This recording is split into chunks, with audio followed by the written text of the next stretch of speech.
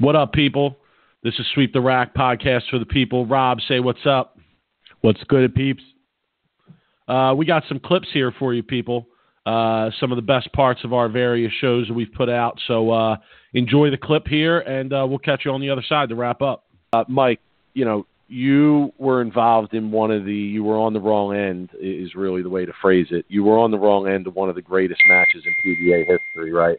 The 2012 U.S. Open at Carolier, the Pete Weber, who do you think you are, I am match. Man, just to be involved in that match is just so crazy for me. I can't even imagine that. like what sticks out to you about that match? Like, what do you remember from it? This is one of the moments or iconic matches in PBA history. So when you put yourself back in that time and in that position, like, what do you remember about that match, or what stands out? I think the last memory I have of the match is me thinking it's going to go to a roll-off and I've got to be ready. Like, I didn't, at no point, even on the bench sitting there watching and waiting, knowing I couldn't do anything about it, I was still confident that I could win this match. And that, I was bowling, like I said, the best of my life. I had just led the U.S. Open for 60-some-odd games. And, I was still in that mindset that just give me a chance.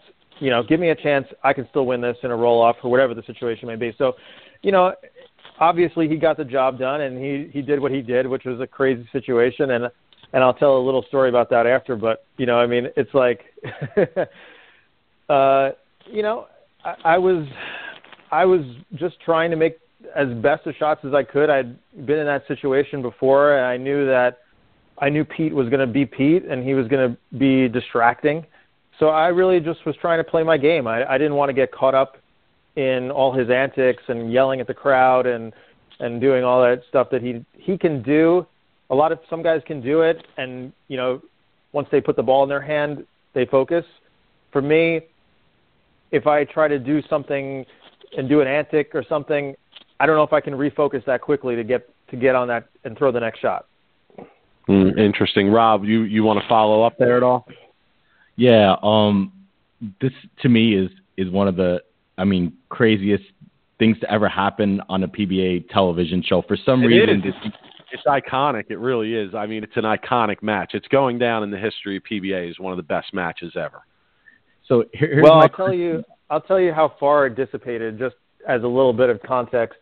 When I got to school and people found out that I was an ex-pro bowler, I had about maybe half a dozen people ask me, have you ever seen that one video where the guy went crazy?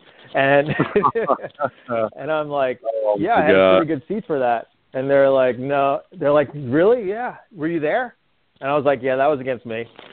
And their jaw hit the floor. They couldn't believe it because that video was so viral. It just, it got its way into everybody's home in America. And it's kind of amazing that even if I was on the wrong end of it, I was still kind of a part of that. So here's my question is now, was Pete actually yelling at somebody, or did he just make up somebody in the crowd to get himself going? Because I've heard different stories from different people saying that it wasn't really anybody he was yelling at. He made someone up, or there was a kid that was distracting him on purpose.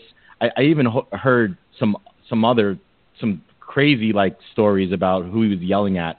So in your viewpoint, what did you see? Like, was he actually yelling at someone, or was he just kind of trying to get himself going? I don't know for certain. Like I said, I was trying to really just stay in the moment with my own shots, but as far as I could tell, I didn't see anybody that was in the crowd that fit the description of a kid who was maybe scared of Pete. So I don't even know if that person was even there. It's hard for me to confirm or deny it, but if I had to go one way, I'd say I don't think there was anybody there. I don't know. It might be might have been just a figment of his imagination. Rob, you heard it here first. You heard it here first on Sweep the Rack. Pete Weber imagining things to get himself hyped up for the title. Hey, listen, whatever you got to do, you got to do. So my follow-up question is, and this is a little bit more of a kind of a serious question, because I think that's one of the greatest, like, yelling at an imaginary kid in the crowd. That kills me. Is there any animosity towards Pete about what he did? I know it's a little bit like if you were bowling, you just lost a major, and I mean, look, he threw a good shot to beat you. It was probably one of the best shots I've ever seen under pressure. But I mean, as somebody who's, you know, kind of, you don't want your guy who just beat you being almost like a sole winner. I mean, is there any animosity towards him, like what he did? Yeah, especially Mike. Like we were all Pete Weber fans, I'm sure, growing up. This is a guy you watched for a long time, and you know, watched bowl on TV. I agree with Rob. Were there any ill feelings there after that exchange?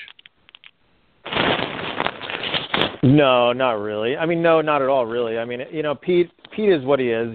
You know, he's going to get animated. You know, he's going to fly off the handle at some point if he's going to win, or even if he just does well, he's going to get excited and get the crowd going, and that's just who he is. And yeah, Mike, I mean, I grew up watching him bowling and trying to emulate his swing. I mean, that was how I learned how to bowl, by watching Pete Weber bowl. So it was kind of surreal to have that match, just knowing that I had always tried to emulate him growing up. But no animosity, man. I mean, listen, Pete's a fiery competitor, but you know, you get him off the lanes, and you know, he's as nice as can be. He's usually, you know, he's always been nice to me, so he's always wished me well. All right, guys, we hope you enjoyed that clip. Mike and Rob just wrapping up for you here.